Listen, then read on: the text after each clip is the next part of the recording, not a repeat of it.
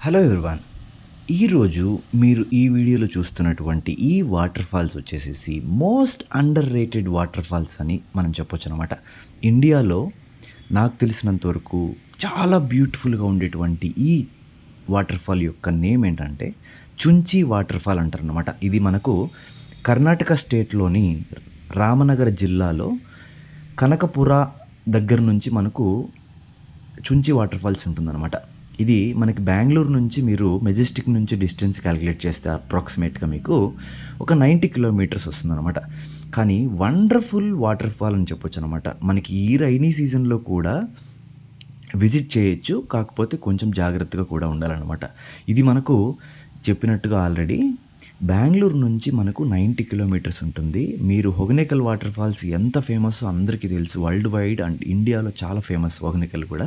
ఎందుకంటే రీజనబుల్‌గా మనం వెళ్ళొచ్చనమాట.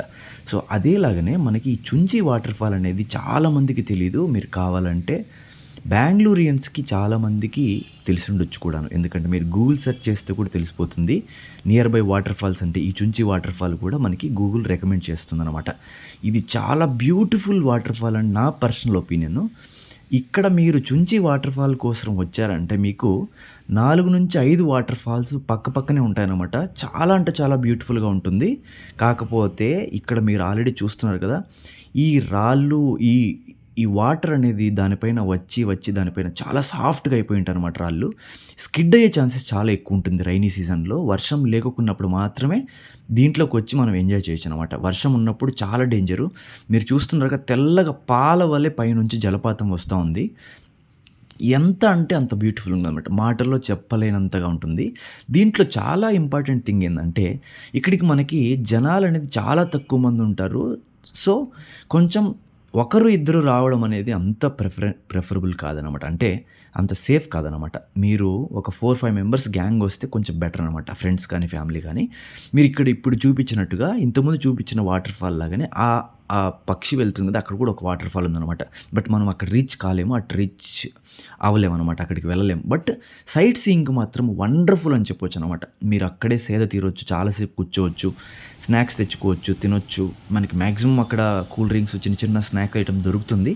బట్ బయట నుంచి మనం తెచ్చేసుకుంటే మనం సేఫ్ అనమాట. వాటర్ కానీ అన్ని రకాలుగా కూడా. సో, ఇక్కడ దిగడం అనేది అంత సేఫ్ కాదు. ఈ వాటర్ ఫాల్ అనేది ఎక్కడి నుంచి వస్తుందంటే మనకి బేసిక్‌గా రెయిన్ వాటర్ అనేది ఫస్ట్ రీజను. సెకండ్ పాయింట్ వచ్చేసేసి మనకు ఇది మీరు కింద చూస్తున్నటువంటిది ఏందంటే కంప్లీట్‌గా రివర్ అనమాట. రివర్‌లో ఉన్నటువంటి అండర్ గ్రౌండ్ రాళ్ళు ఆ బేస్మెంట్ అంతా అనమాట. ఇక్కడ మీరు చూస్తున్నారు కదా! ఈ ఫ్లో కూడా వాటర్ చూడండి ఎంత ఫాస్ట్‌గా వస్తా ఉంది. ఎంత స్పీడ్ ప్లస్ అంత హై ఇంటెన్సిటీతో వస్తుందనమాట. ఆ సౌండ్‌కి కూడా మనకు ఒక్కొక్కసారి భయమేసిద్ది. అంత ఫోర్స్‌బుల్‌గా వస్తుంది.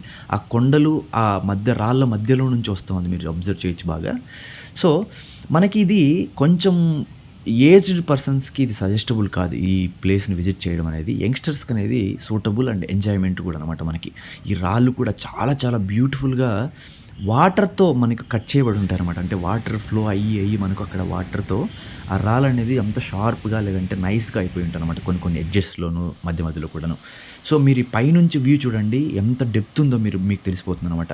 సో, బేసిక్‌గా దీని హిస్టరీ ఏంటంటే ఈ నది వచ్చేసి అర్కావతి రివర్ అనమాట. ఈ అర్కావతి రివర్ మీకు ఒక 10 కిలోమీటర్స్ ఇక్కడి నుంచి వెళ్ళి మనకు కావేరి నదితో సంగమ అని ఒక ప్లేస్ ఉంటుందన్నమాట. అది కూడా చాలా చాలా అందమైనటువంటి సంగమం ప్లేస్ అనమాట. అంటే అర్కావతి ప్లస్ కావేరి నదులు 2 కలిసి తర్వాత పయనిస్తాయన్నమాట.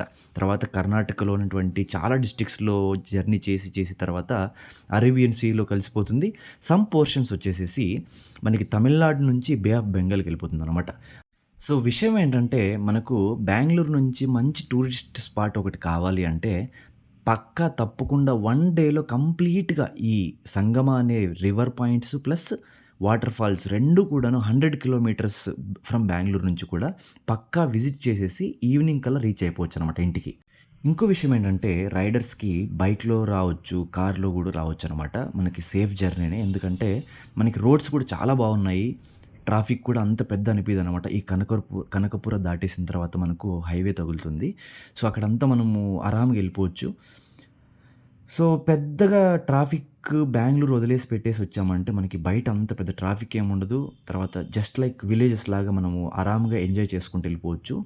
సో, కర్ణాటక అనేది బేసిక్‌గా మనకు ఫారెస్ట్ ఏరియా అనమాట. ఇదంతా complete forest area. So, surroundings కూడా మనం చూస్తూ ఎంజాయ్ చేయొచ్చనమాట. సో, ఈ వీడియో మీకు నచ్చినట్లయితే తప్పకుండా లైక్ చేయండి, షేర్ చేయండి. ఛానెల్ సబ్స్క్రైబ్ చేసుకోవడం మాత్రం మర్చిపోద్దు. Thanks for watching. Thank you all.